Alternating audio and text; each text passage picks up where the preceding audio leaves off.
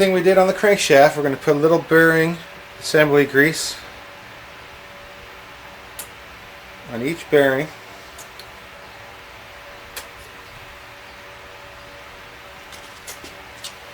Smear it around with your fingers. Again, make sure you get the side of this thrust bearing. Get some oil on it, both sides.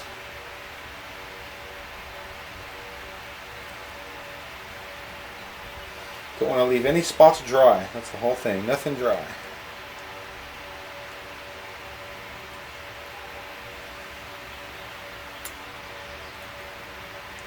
That's fine. So we're going to go ahead and get our crankshaft and set it in here.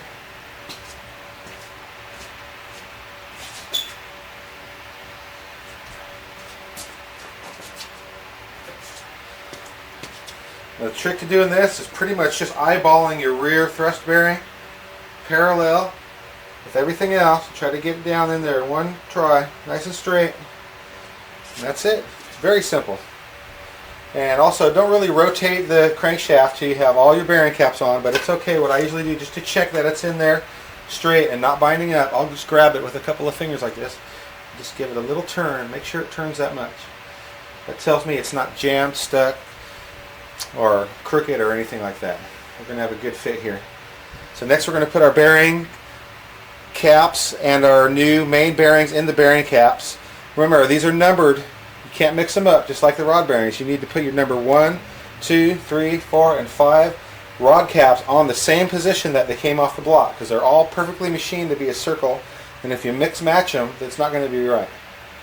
So I'm going to go ahead and clean up my bearing caps, wipe them dry so they're really sanitary clean, and put the bearings inside them and lube them up. We'll set them on here, get them torqued down.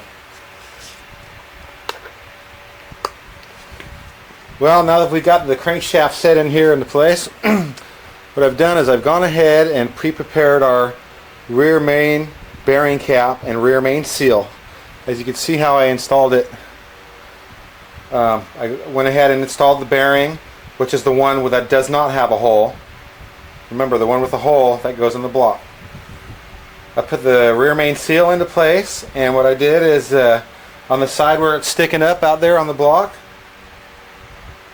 I just countersunk it a 1/4 inch down. Therefore, the other side is going to be sticking out a little bit. So, and before you put it on, just go ahead and what I usually do is just hold it over here, eyeball it, make sure you got it sticking out on the right side, and we're going to go ahead and put some assembly lube on this bearing now.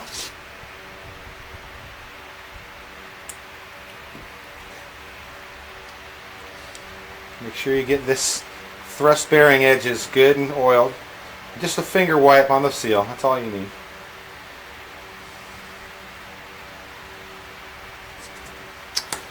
Go ahead and take this bearing cap, line it up the way it's supposed to be.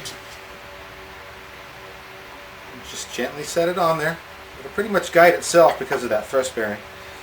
Make sure it goes into the little notches. Looks like a good fit.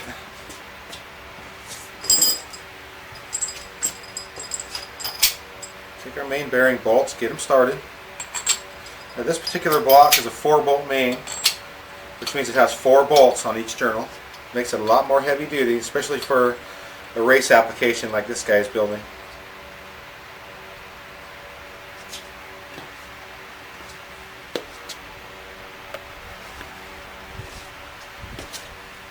Now, since we're just initially starting to put this engine together, I'm not going to fully tighten or torque any of these bearing bolts yet.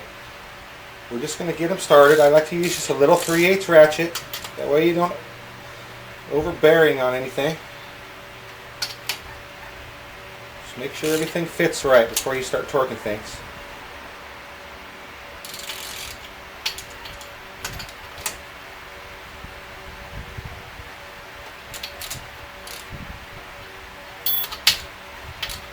Tighten them down to what I'm just guessing, maybe 30 or 40 pounds worth of torque. Nothing real big, just so they're snug and tight. Okay, I got that on. Now again, I'm going to double check and just check that this crankshaft still moves. And just very lightly, just give it a little movement like that. We're not going to rotate it yet. It's not ready for that. Because if we rotate it now, it may spin one of those bearings out of the journal, and we don't want to do that. So So just give it a little touch. Make sure it still turns and nothing's locked up. Got nothing binding. We're doing okay. So we're going to go ahead and put the rest of the bearing caps on exactly the same fashion here. I'm going to go ahead and just work my way from back to the front. Lightly tighten each one and lube each one really good. And then when we're all done getting them all on there snug and we can turn it easy, we're going to torque it down. Install our last bearing cap, which is the front #1 main journal. And again, as I specified a few other times, just make sure everything's clean and dry before you put these bearings in. And check the back side of your bearing too. Make sure there's no packaging, or you never know, there's things that stick to those. So we'll go ahead and put that in. Get it up good and square. Put some assembly lube on there. Smack it all around. And also on these, any bearing actually, you want to put your bearing caps on according to the little alignment groove I was telling you about before. Those should line up on the same side. So you're going to have one groove here on this cap and the other groove on this side too. That way they interlock each other from spinning. These caps can only go on one way, not the other. Okay, and these do have an arrow on them that point to the forward of the engine. And this one is also marked #1. Somebody went ahead and marked #1, 2, 3, 4, and 5 when they built this engine before. So that makes it a lot easier and safer to not mix these things up. So anyway, we're going to sit this on, get our bolt started. It's always a good idea while you have it apart to clean and check all the threads in your main bearing area on your block and make sure you don't have any stripped holes, or sometimes they actually get rusty or gummed up with oil deposits. You want them to be real clean, that way you'll get a very accurate torque when you torque it down. So anyway, I'm just going to go ahead and tighten these by hand with a small ratchet. We're not torquing them just yet. Just making sure everything fits right.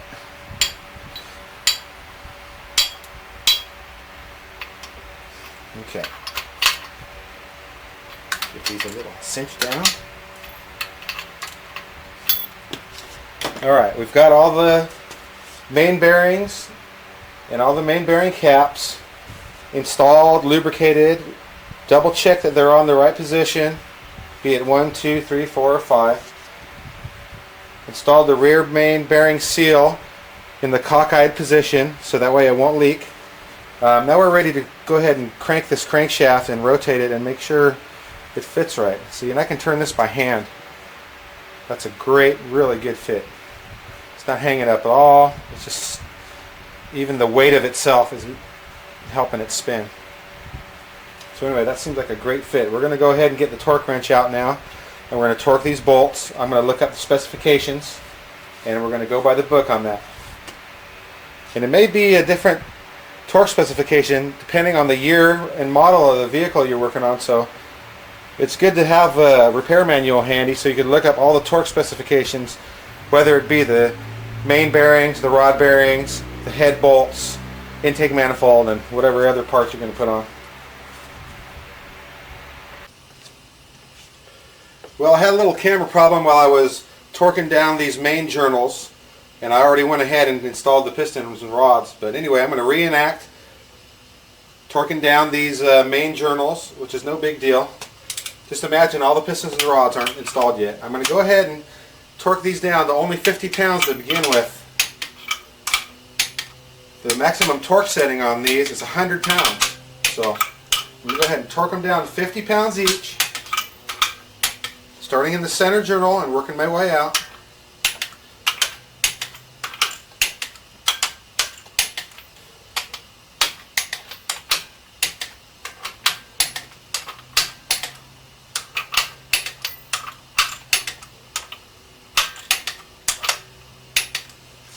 And then, as I showed you earlier, I will go ahead and give it the one finger test and see if you can crank it around real easy with one finger still. That's with all the rods out of the engine still. Okay, just the crankshaft only. You should be able to spin it easily with one finger. So anyway, if everything spins easy still and you don't have any hang-ups, we're going to go ahead and torque the rest of these bolts down to 100 foot-pounds. So I'll reset my torque wrench here.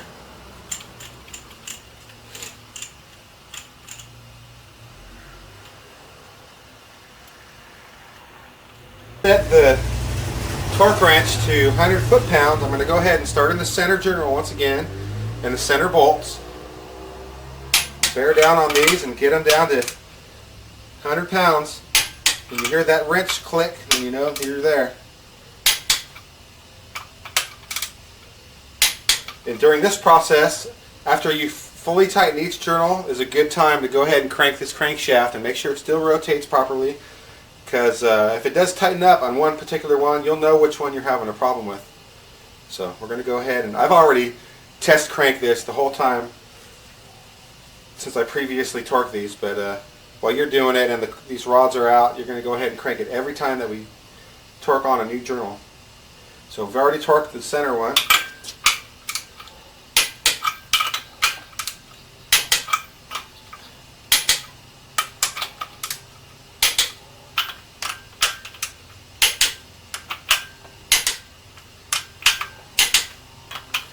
Once again, remember to turn this thing every time that you torque a new journal. So basically all I'm doing here is I'm double checking these. They've already been torqued.